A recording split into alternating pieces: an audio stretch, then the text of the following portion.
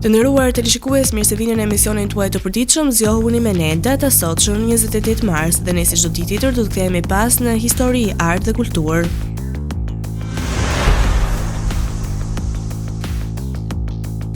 Do të vëmë ngjarjet më të rëndësishme të datës 28 mars dhe do të kthehemi në vitin 1930, kur qytetet e mëdha turke, Stambolli dhe Ankaraja, morën zyrtarisht emrat e tyre aktual, duke lënë pas trashëgiminë e gjatë të Konstantinopolës dhe Angorës. Ndërkohë në Spanjë në vitin 1939 Madridi ra në duart e forcave nacionaliste, duke i dhënë fund luftës civile spanjolle dhe duke shënuar fillimin një epoke të re. Duke lëvizur në kohë, në vitin 1963 Alfred Hitchcock tronditi botën e kinemas me filmin e tij të frikshëm The Birds, që mbeti një nga kryeveprat e zhanrit horror.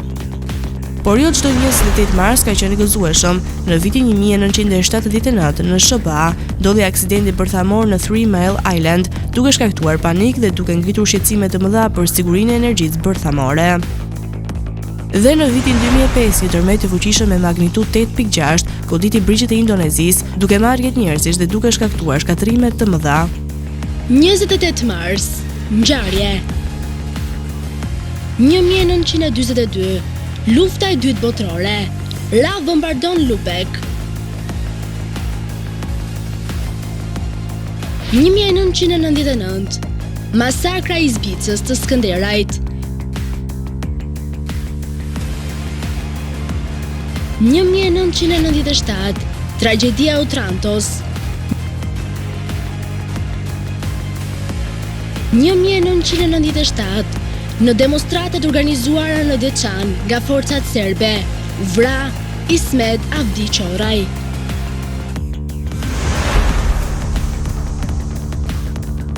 Në këtë datë erdhën gjithashtu në jetë dhe figura të mëdha për histori. Në vitin 1868 erdhi në jetë Maksim Gorki, shkrimtari rus që me veprat e tij ndikoi thellësisht në letërsinë socialiste. Në shekullin 20, në vitin 1936 lindi Mario Vargas Llosa, një nga shkrimtarët më të mëdhenj të Amerikës Latine, fitues i çmimit Nobel për letërsi.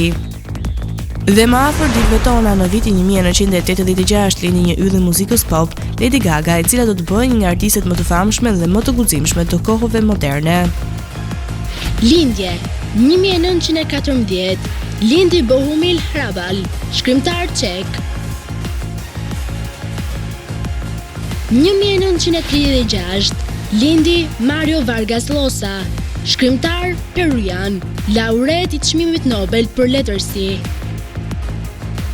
1974 lindi Gjergj Bojaxhi, ekonomist, politikan shqiptar dhe menaxher privat. 1986 lindi Lady Gaga, këngëtare amerikane.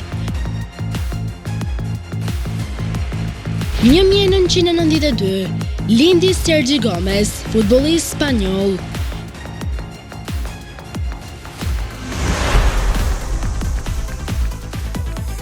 Por koha sjell jo vetëm lindje të reja, por edhe humbje të mëdha. Në vitin 1941, bota e letrave humbi Virginia Woolfin, shkrimtaren britanike që solli një revolucion në letërsinë moderniste. Në vitin 1969 mbylli sy Dwight D. Eisenhower, ish presidenti amerikan dhe gjenerali i njohur i luftës së dytë botërore. Dhe në vitin 1985 arti humbi një nga figurat më të rëndësishme të shekullit 20, piktorin Mark Chagall. Vdekje 1969 vdiq Dwight Eisenhower, politikan amerikan.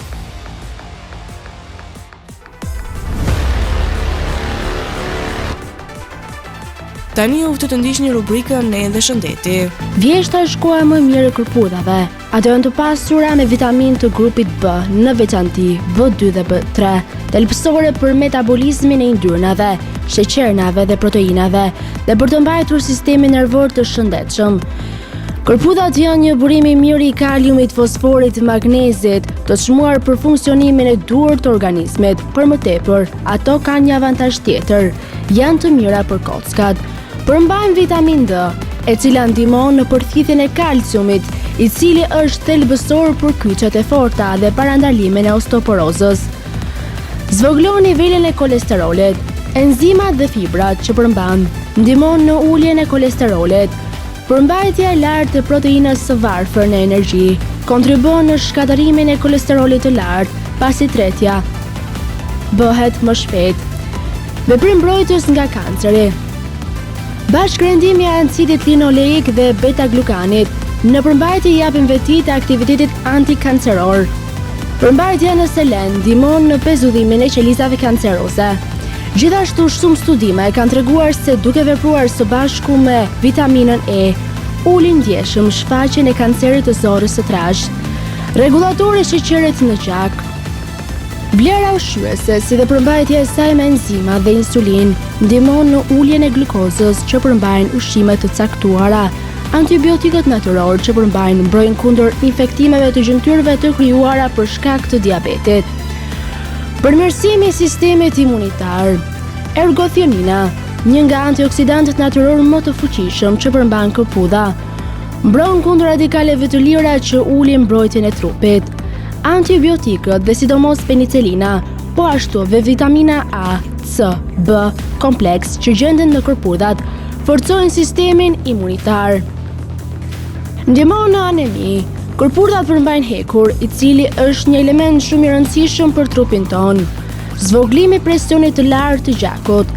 Përmbajtja e ulët e natriumit dhe përmbajtja e lartë e kaliumit ndihmon në parandalimin e presionit të lartë të gjakut.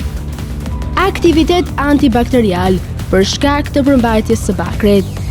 Seleni që gjendet në sasi të madhe kontribon në shëndetin e eshtrave, të thonjve, të flokëve, dhe gjithashtu vepron dhe si një antioksidant. Marrja e mjaftueshme e kalciumi. Kërpudhat janë të pasura në kalcium, i cili ndihmon në shumë aspekte të ndryshme, si forcimin e eshtrave dhe funksionimin e duhur të sistemit nervor. Sot kam përzgjedhur portfolio e vlerave ushqyese të frutave kirni, të cilat janë një burim i rëndësishëm i proteinave, karbohidrateve, yndyrnave, sheqerit, kalciumit, hekurit, fosforit dhe vitaminave si vitamina A, B dhe C, që janë gjithashtu të pranishme. Shtimi i rregullt i frutave kirni në dietën tuaj mund të përmirësojë tretjen dhe të ndihmojnë në çlirimin e fryrjes. Sëmundja enterike ose ethe tifoide shkaktohet nga disa baktere rezistente ndaj shumë barnave si salmonella dhe staphylococcus. Në studime laboratorike, në vitin 2007, u zbulua se ekstrakti i bimës së frutave kirni mund të ketë aktivitet antibakterial kundër baktereve që shkaktojnë tifoide. Gjithashtu këto fruta përdoren për të ulur sheqerin në gjak. Përdorimet të mundshme të frutave kirni për problemet e lëkurës. Një studim i literaturës nga Amandip në vitin 2021 sugjeron se ekstrakti i frutave kirni mund të ketë aktivitet antibakterial dhe efekte qetësuese. Gjithashtu përdoret për trajtimin e inflamacionit. Fruta dhe lëvorja e kirnit mund të përmbajnë një përzierje fitonutrientësh si polisakaridet, saponina, sterolet dhe tianina. Këto komponime bioaktive mund të veprojnë si aktivitete antiinflamatore dhe analgjezike. Mund të ndihmojnë në pastrimin e gjakut dhe vetitë e tij antiinflamatore. Gjithashtu ndihmojnë në reduktimin e engjëve dhe skuqjes gjatë lëndimeve. Fruti kirni përmban të gjitha këto veti, mund të veprojë si një antioksidant, mund të ketë aktivitet qetësues të lëkurës, mund të rrisë urinë, mund të veprojë si një agent kundër ulcerës, mund të ketë veti të mira tretëse, vepron si një agent antiinflamator, është analgjezik, ka aktivitet diuretik, ul nivelin e sheqerit në gjak, ka efekt antipiretik, ka efekt antimikrobik.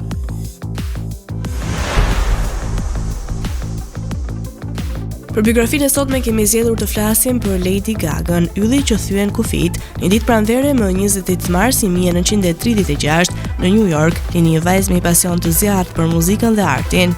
Prindërit e saj quajtën Stefani Joan Angelina Germanotta, por bota do ta njihte më vonë si Lady Gaga, një nga artistet më të guximshme dhe më inovative të shekullit 21. Që e vogël, Stefani tregoi një talent të jashtëzakonshëm për muzikën.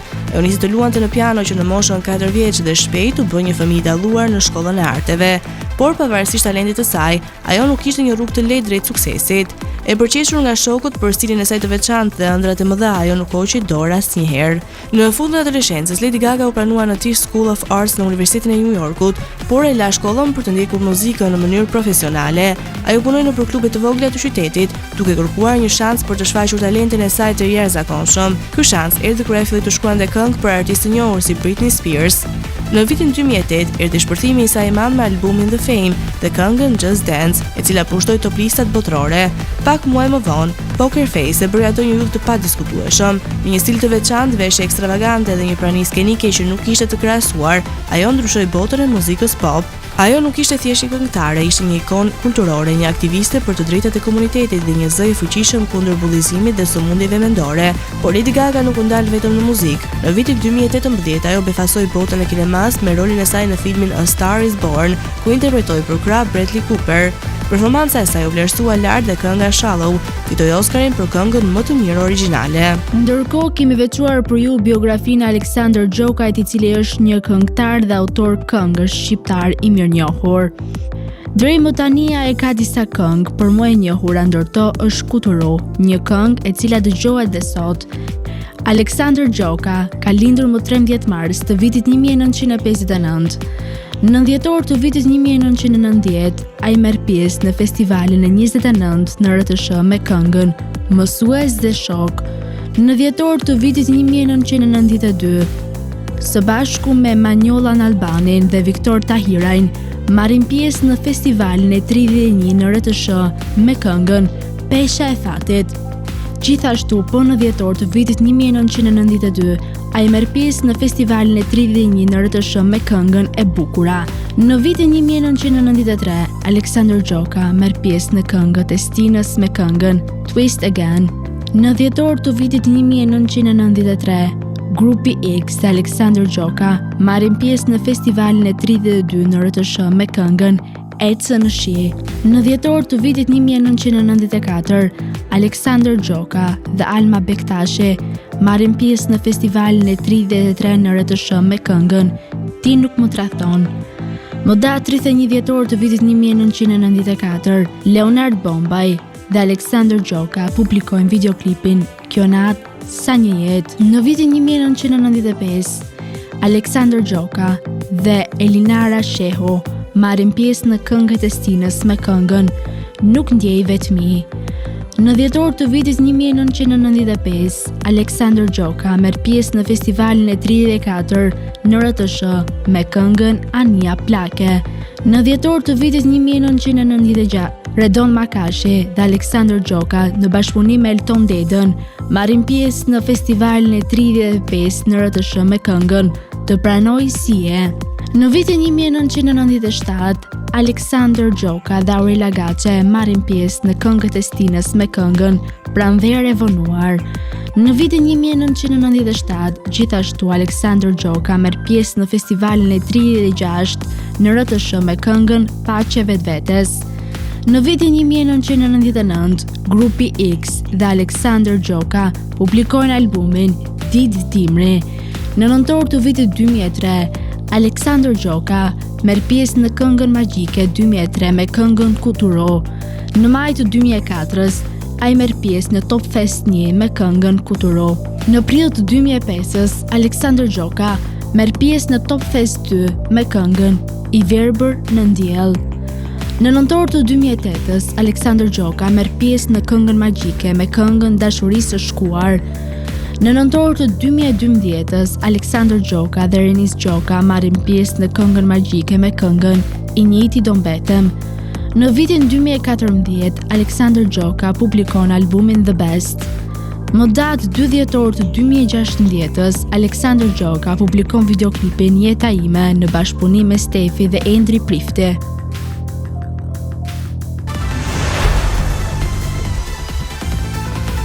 Të vjerë në rubrikën Kuriozitete dhe sot të flasim për materialin më të zi në botë.